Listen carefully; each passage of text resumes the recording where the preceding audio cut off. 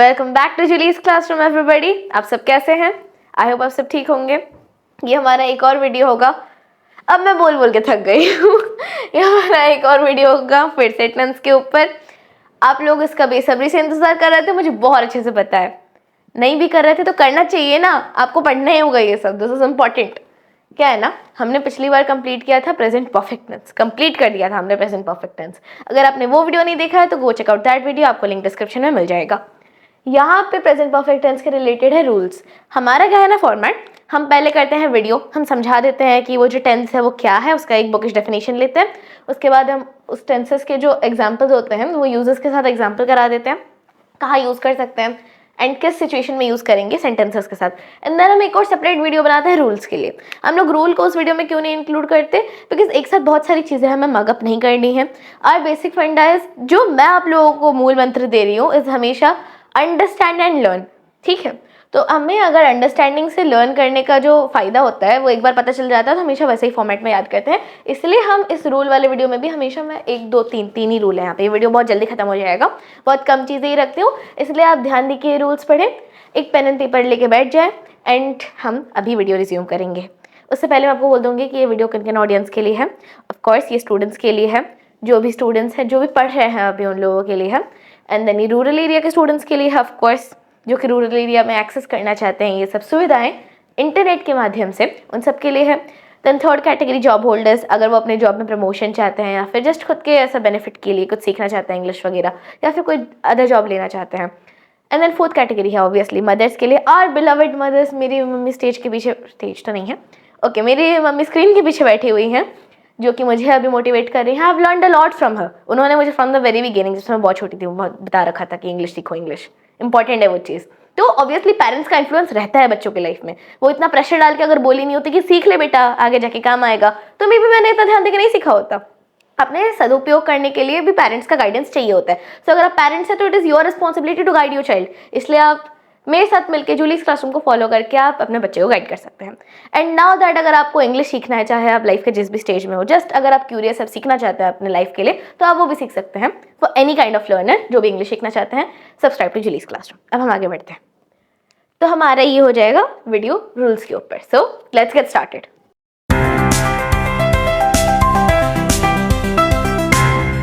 Now rules, यहाँ पे 1 2 3, हमारे जो 3 प्रकार के सेंटेंसेस है ना उसके ऊपर ही रूल्स है। फर्स्ट है अफर्मेटिव सेंटेंसेस। मैं आपको हमेशा से कहती आई हूँ पॉजिटिव सेंटेंसेस आपके अफर्मेटिव सेंटेंस हो जाएंगे, एंड उसका कॉन्ट्रारी होगा नेगेटिव सेंटेंसेस। और उसके बाद होंगे आपके इंट्रोगेटिव सेंटेंसेस, दैट इज वो सेंटेंसेस जिसमें क्वेश्चन किया जाता है। ठीक है, कहाँ थे तुम, वैसे टाइप के क्वेश्चंस। ये आपका हो जाएगा अच्छा तुम कहीं थे, तुम तो कहीं नहीं थे, तुम कहाँ थे। यही है उन दोनों के बीच का डिफरेंस। एंड ये वाला एक और क्वेश्चन करने के लिए। अभी हम देखते हैं सेंटेंस का फॉर्मेशन कैसा होता है, किस फॉर्मेट में हम सेंटेंस को फॉर्म कर पाएंगे। ये आपका हो जाएगा एसएस। मैं आपको हर जगह ना शॉर्ट फॉर्म से देती हूँ, ज़्यादा लिखना क्यों है। अगर आप शॉर्ट फॉर्म से अपने दिमाग में प्रिंट कर सकते हैं तो आप शॉर्ट फॉर्म यूज़ कीजिए। एंड एक और चीज़ मैं आपको हमेशा से कहती हूँ कि मैं जो भी बोर्ड पे लिखती हूँ वो ऑलमोस्ट नोट मटेरियल है। अगर आप इसको एक बार ध्यान से देख लेंगे तो आपको सब समझ में आ जाएगा, इसलिए मैं जो भी लिख रही हूँ वो भी अपने साथ लिखते रहिए। ये आपका एसएस हो जाएगा सिंगुलर सब्जेक्ट। हमने ऑलरेडी आपको कह रखा है सब्जेक्ट भी 2 तरह के होते हैं, एक सिंगुलर होता है, एक प्लूरल होता है, और कितने ही होंगे, एक होता है नहीं तो 2 होता है, एक से ज़्यादा। एंड उसके बाद ये हो जाएगा उसका ऑपोजिट प्लूरल सब्जेक्ट। एंड उसके बाद आपका हो जाएगा V3 वर्ब का थर्ड फॉर्म, V3 होगा वर्ब का थर्ड फॉर्म, V1 होगा वर्ब का फर्स्ट फॉर्म, V2 होगा वर्ब का सेकेंड फॉर्म। बस V is equal to verb and 1 2 3 जितना भी लगा सकते हैं। जितना भी का मतलब 10 तक नहीं खींचेंगे, जितना तक है। एंड उसके बाद आपके एग्जाम्पल हो जाएंगे। तो अभी हम समझना स्टार्ट करते हैं। मैं आपको ऑलरेडी बोल चुकी हूँ कि हमारा जो परफेक्ट एस्पेक्ट होता है या फिर जो एक्चुअली परफेक्ट टेंस को परफेक्ट टेंस बनाता है वो आपका हो जाएगा हैज़, हैव, और एक और होता है हैड।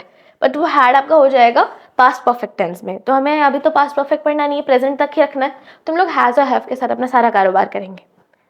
तो ये आपका हो जाएगा फर्स्ट सेंटेंस। चलिए देखते हैं। Singular subject plus has plus V3 and ये डॉट डॉट डॉट होगा आपका सेंटेंस कंटिन्यूड।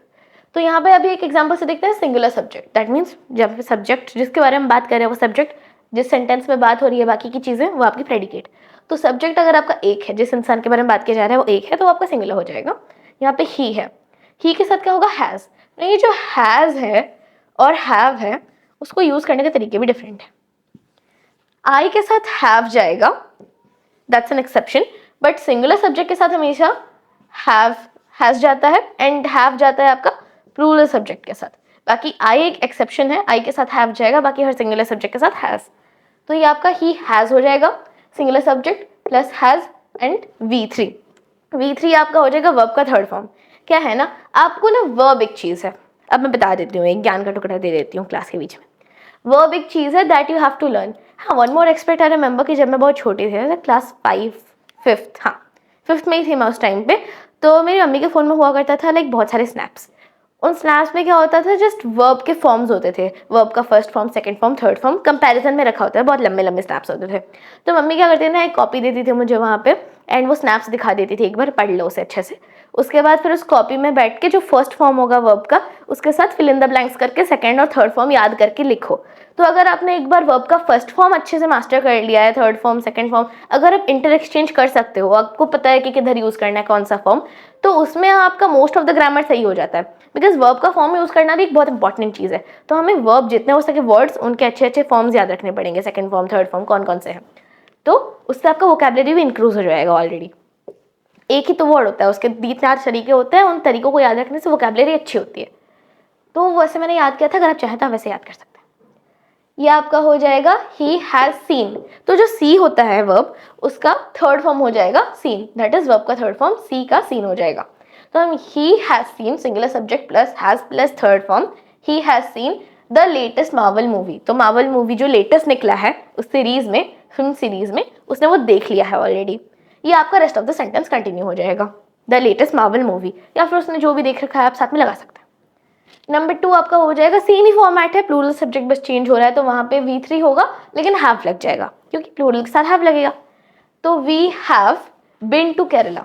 ना क्या होता है ना, हमेशा आपका एक वर्ब ही होगा, एक एक्शन वर्ड ही होगा, जरूरी नहीं है। कभी कभी आपका हो सकता है ऑक्सिलरी वर्ब, जैसे कि यहाँ पे आपका ऑक्सिलरी वर्ब है बी के फॉर्म में, बी के फॉर्म में आपका ऑक्सिलरी वर्ब हो जाएगा, थर्ड फॉर्म हो जाएगा बीन। तो वी हैव आपका प्लूरल सब्जेक्ट प्लस हैव हो जाएगा and plus V3 been to Kerala. या फिर कहीं भी आप जाना चाहते हैं अपने डेस्टिनेशन, ड्रीम डेस्टिनेशन का नाम भी लिख सकते हैं, मैनिफेस्टिंग। नेक्स्ट आपका हो जाएगा नेगेटिव सेंटेंसेस। नाउ यहाँ पे वही ऑलमोस्ट सेम फॉर्मूला है, मैं आपको एक बार बोल चुकी हूँ ऑलरेडी। ये जो पॉजिटिव सेंटेंसेस होते हैं उसका फॉर्मेशन नेगेटिव सेंटेंसेस जैसा ही होता है, बस नेगेटिव में एक एडिशन होता है, दैट इज नॉट। नॉट आपका कहाँ लगाया जाता है, हैज एंड V3 के बीच में। ओके, आप जैसे भी डाल रहे हैं आपका फॉर्मेट पॉजिटिव सेंटेंस के लिए, सेम फॉर्मेट आप डालेंगे नेगेटिव सेंटेंस के लिए, बस बीच में हैज या फिर हैव एंड V3 के बीच में आपको लगाना है नॉट। जैसे कि सिंगुलर सब्जेक्ट प्लस हैज, क्योंकि सिंगुलर के साथ हैज जाएगा, उसके बाद नॉट, जैसे आप यहाँ पे V3 लगाते हैं डायरेक्ट, उसके बीच में आप नॉट लगाएंगे फिर V3 लगाएंगे। ओके, इसका एक एग्जांपल हो जाएगा द बस। द बस, यहाँ पे आपका बस आपका हो जाएगा सब्जेक्ट, द बस हैज, यहाँ पे मैंने कॉन्ट्रैक्शन यूज किया है, यहाँ पे एक्चुअली यहाँ पे इसका मतलब हो जाएगा हैज नॉट की जगह मैंने यहाँ पे हैजंट लिखा है। कॉन्ट्रैक्शंस भी एक सीखने वाली चीज़ है, वो भी आपको सीखना चाहिए, चाहे वर्ब का फॉर्म हो या कॉन्ट्रैक्शन। आपको वो अगर सीखना है तो आपको मेरे ही शॉर्ट्स में मिल जाएगा, मैं आप सबके लिए शॉर्ट्स प्रिपेयर करूँगी उस बेसिस पे भी, वो भी आपके लिए काफ़ी यूजफुल रहेगा, तो आप वो भी चेकआउट कर सकते हैं चैनल से। नहीं, आपका जो हो जाएगा subject the bus has plus not plus V3 arrived. ना कुछ कुछ वर्ब फॉर्म में ना ऐसा होता है कि आप ed लगा देते हैं लास्ट में, कुछ कुछ वर्ब फॉर्म में जैसे सीन, वो चेंज होता है एक वर्ड से दूसरा वर्ड, बट कभी कभी अराइव में ed अराइव्ड, वो आपका थर्ड फॉर्म हो जाता है। तो ये फॉर्मेशन सीखने वाली चीज़ है। The bus hasn't has not arrived yet, वो आपका हो जाएगा सेंटेंस ना। ये जो येट है वो आपका rest of the sentence continued है।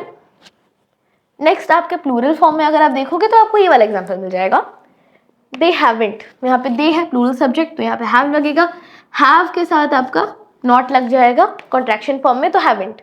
गॉट आपका गेट का थर्ड फॉर्म ऑफ वर्ब हो जाएगा, क्योंकि गेट एक वर्ब है, उसका थर्ड फॉर्म हो जाएगा got the chance to meet their favourite author. आहा, बहुत अच्छी बात है। अच्छी बात नहीं है, अच्छी बात ये है कि अच्छी बात हमारा ऑथर एक है इधर, ठीक है। अच्छी बात ये नहीं कि वो मिल नहीं पाया अपने फेवरेट ऑथर से ना। क्या है ना, बीच में मैंने ब्रेक लिया था, आप सबको पता होगा, तो मैंने जो एक्सेल के लिए वीडियो प्रिपेयर नहीं किया था, that is because I was focusing on writing. Okay and मैंने एक स्कूल भी चेंज किया था, तो मेरा काइंड ऑफ एनवायरमेंटल चेंज हो गया था, तो मैं उस स्कूल में थोड़ा सा स्क्वीज इन कर रही थी, एडजस्ट कर रही थी, तो उस वजह से बीच में डिसकंटिन्यूटी आ गया था। But good news for you is आप मेरे 1 साल के काम को, हाँ 1 ही साल के काम को एक बुक के फॉर्म में देख सकते हैं, क्योंकि मैं एक बुक रिलीज करने वाली हूँ जो मैं लिख रही थी ऑब्वियसली। तो जब मेरा बुक रिलीज होगा मैं उस चीज़ के बारे में आप लोगों को नोटिफाई कर दूंगी, आप लोग प्लीज़ बुक जाकर चेकआउट कर लेना। Now they haven't got the chance to meet their favourite author, मेरे को भी अब तक चांस नहीं मिला है, आई होप मुझे मिले। आपका दे हो जाएगा इधर plural subject have plus not and उसके बाद आपका got, rest of the sentence continued. Next interrogative sentences ना, ये सबसे इंटरेस्टिंग काइंड है। किसी को सवाल पूछना ही इतना इंटरेस्टिंग है कि क्या, क्योंकि उसके आंसर्स उसके ऊपर फिर रहता है ना क्यूरियोसिटी, सामने वाला क्या बोलेगा। अगर आपको ऑलरेडी सच पता है तो फिर और भी मजे मजे हैं, अगर आपको सच नहीं पता तो फिर थोड़ा सा एक्चुअल डाउट रहता है कि अभी क्या होगा। तो ये आपका हो जाएगा इंट्रोगेटिव सेंटेंसेस। ना यहाँ पे इसके फॉर्मेशन करने के 2 टाइप्स हैं, मतलब 2 तरीकों से आप कर सकते हो। नंबर 1 आपका हो जाएगा विदाउट क्वेश्चन वर्ड, नंबर 2 आपका हो जाएगा विथ क्वेश्चन वर्ड।